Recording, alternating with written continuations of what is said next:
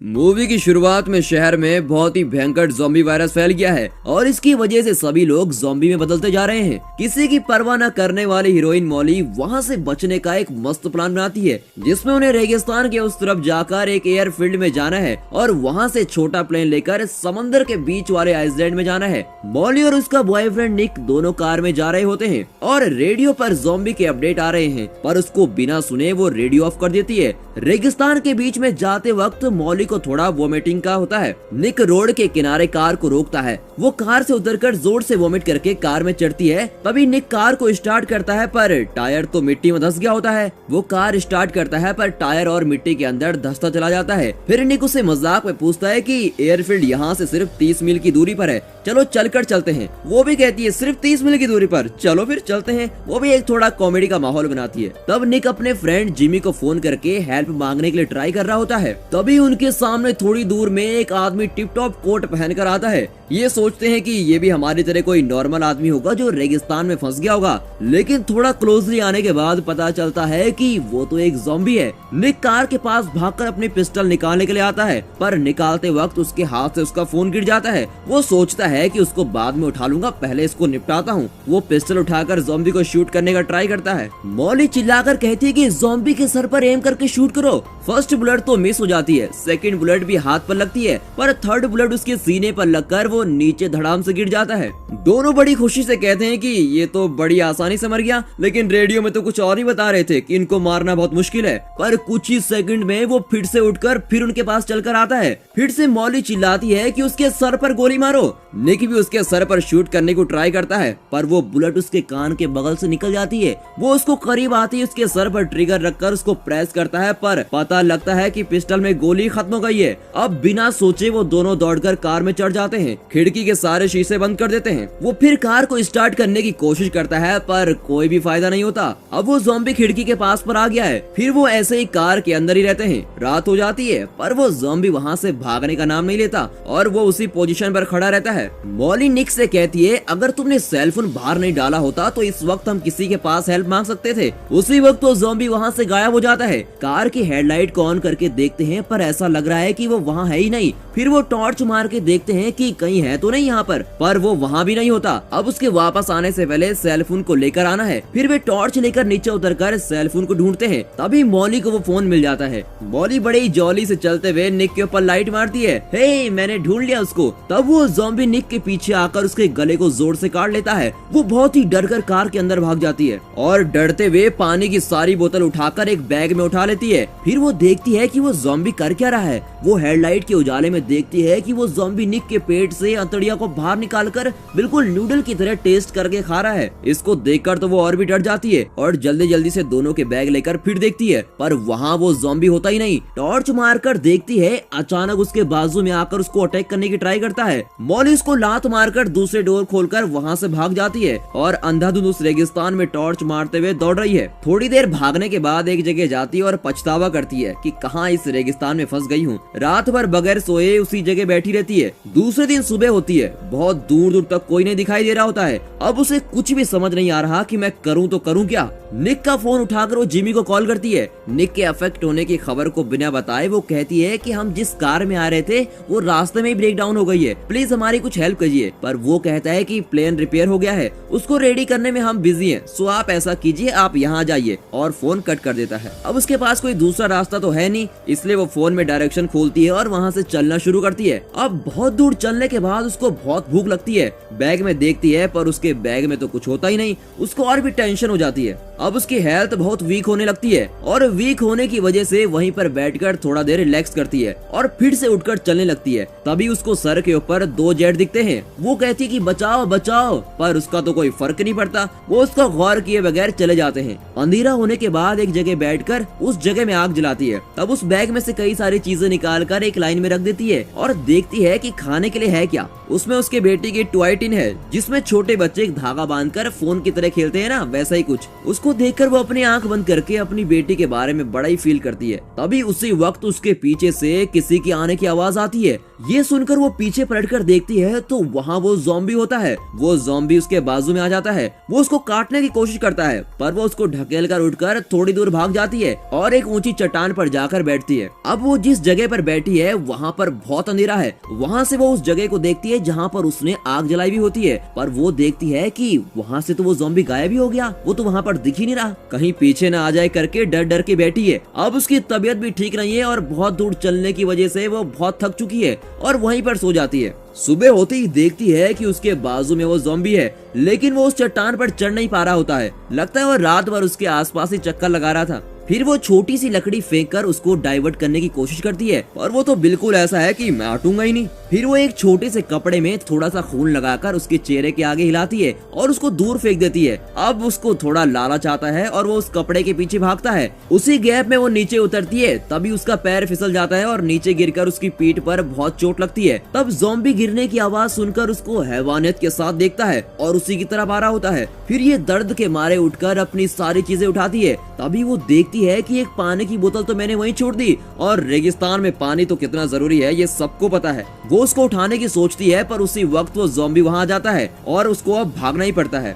लेकिन वो बड़ी डेयरिंग है, वो फटाफट जाती है और उस बोतल को उठा लेती है और वहाँ से एस्केप होकर थोड़ी दूर भाग जाती है। अब ये जा रही होती है, तभी 10 कदम की डिस्टेंस पर खूंखार ज़ॉम्बी भी उसको फॉलो कर रहा है। ये सोचती है कि बहुत चलना हुआ, थोड़ी देर रेस्ट करती हूँ, पर ज़ॉम्बी के पीछे आने की वजह से वो रेस्ट भी नहीं कर पाती और बिगर पानी पिए कंटिन्यू चल रही है। उसके पास जो खाना होता है अब वो भी खत्म हो जाता है, फिर भी चलती ही रहती है। पर बीच बीच में वो ज़ॉम्बी लड़खड़ा के गिर रहा होता है, तो उसे देखकर उसका मजाक उड़ाकर हंसते हुए टाइम पास करते हुए जाती है। तब थोड़ी दूर जाने पर एक घर आता है। वो उस घर के अंदर कुछ खाने के लिए है क्या देखने के लिए जाती है। वहाँ पर कांच टूटकर पड़े हैं और वो घर भी बहुत डैमेज हुआ है। फिर वो घर के अंदर जाकर देखती है पर वहाँ खाने के लिए तो कुछ है ही नहीं और पानी भी बिल्कुल नहीं है। किसी जंग के मैदान की तरह वो जगह दिखती है। फिर वे बिखरे हुए एक बेड में थोड़ी देर बैठकर सिगरेट जलाकर आराम से रिलैक्स करती है और वहीं सो जाती है। नींद में उसको ऐसा ख्वाब आता है कि जैसे उसकी बेटी उसको आकर उठा रही हो। जब वो आंखें खोलती है तो देखती है कि एक अजीब सी आवाज आ रही है। वो आवाज सुनकर धीरे से रूम के बाहर झांकती है कि वहाँ है क्या।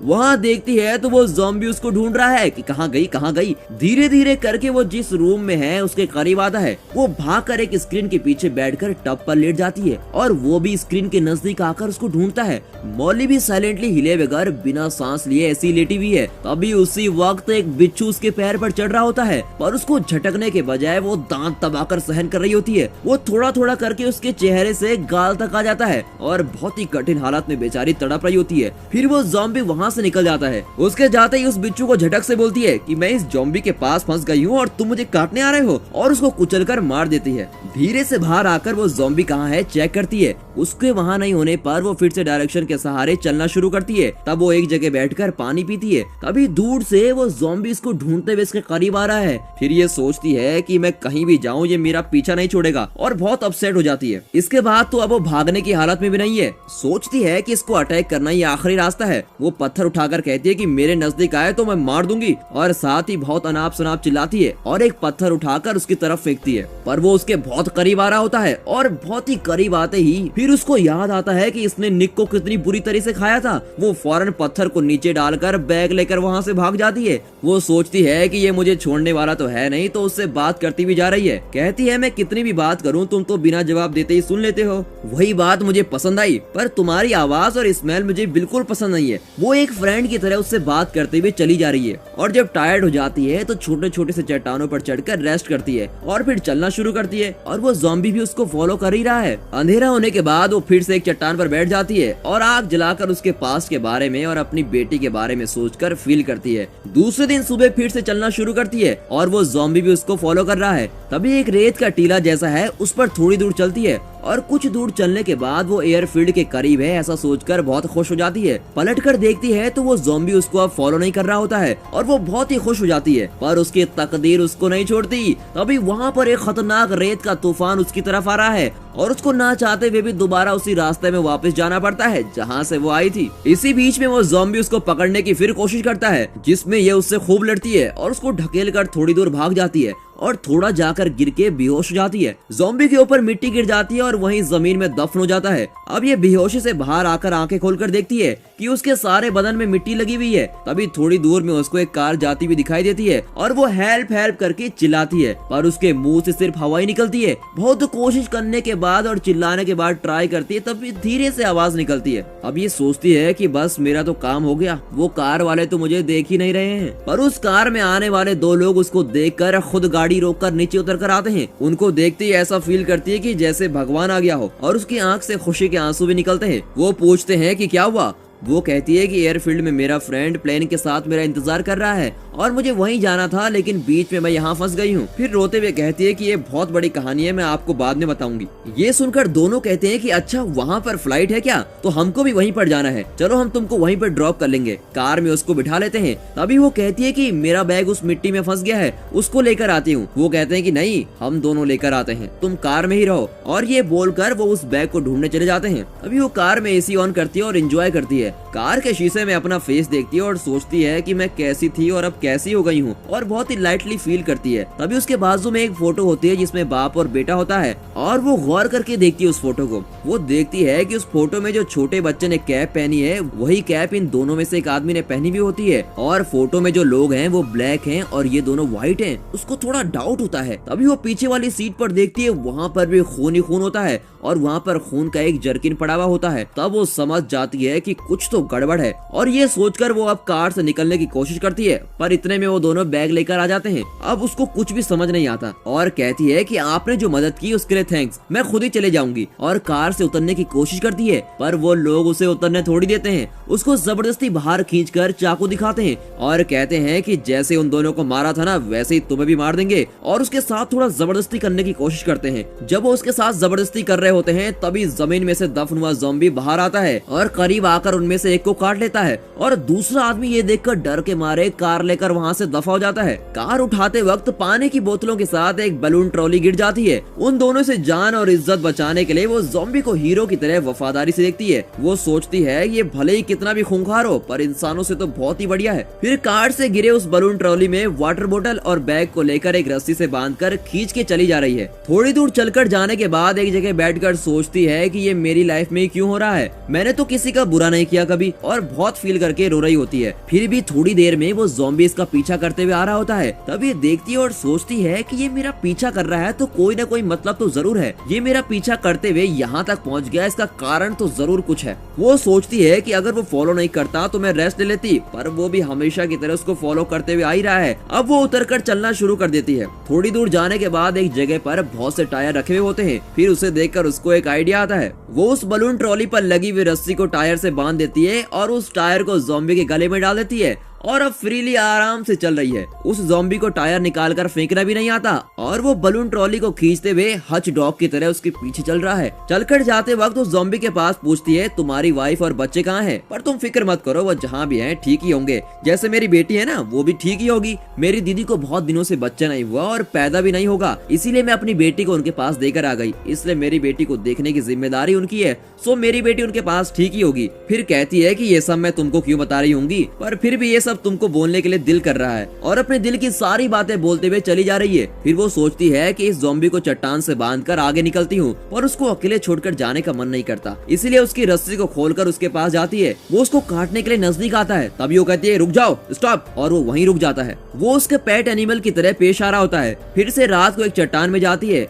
और उस टिन को देखते हुए अपनी बेटी को याद करती है। फिर वो उस ज़ॉम्बी से अपनी बेटी के बारे में दिल खोलकर बात करती है। बेटी की याद में सिर्फ ये टिन ही है करके बहुत दुखी होकर बोलती है। वो भी उसको ऐसे दुखी होकर देखता है जैसे उसको सब समझ आ गया हो। दूसरे दिन फिर से चलती है। ज़ॉम्बी से कहती है कि आज दोपहर से पहले उस एयरफील्ड में पहुंचना है। तभी चलते वक्त सामने एक ब्रिज आ जाता है। बहुत खुशी के साथ उस ज़ॉम्बी से बोलती है कि हम बहुत करीब हैं, थोड़ी आगे में ही वो एयरफील्ड है। तभी उसी वक्त वहाँ से थोड़े मिलिट्री ट्रक को आते हुए देखती है। उसे लगता है कि अगर वो ज़ॉम्बी को देखेंगे तो वो उसको शूट कर देंगे, इससे डरकर उसे ब्रिज के बाजू में छुपा लेती है। अब सारे ट्रक उस ब्रिज को पार करके चले जाते हैं, पर एक ट्रक वहीं पर रुका होता है। उसमें से 2 सोल्जर निकलकर इसकी तरफ आते हैं। आते हुए देखकर वो सिर्फ उनके पास जाती है और उसको देखते ही वो शूट करने के लिए पिस्टल निकालते हैं। तभी उनको पता चलता है कि ये ज़ॉम्बी से इफेक्ट नहीं है और पूछते हैं कि तुम इस तरह बाहर डेंजर एरिया में क्यों घूम रही हो, और उससे कहते हैं कि ट्रक में आ जाओ। पर वो कहती है कि मैं मेरे हस्बैंड के साथ हूँ, सो नो प्रॉब्लम, आप लोग जाइए, आप लोगों को बहुत काम होगा, सो आप जाइए।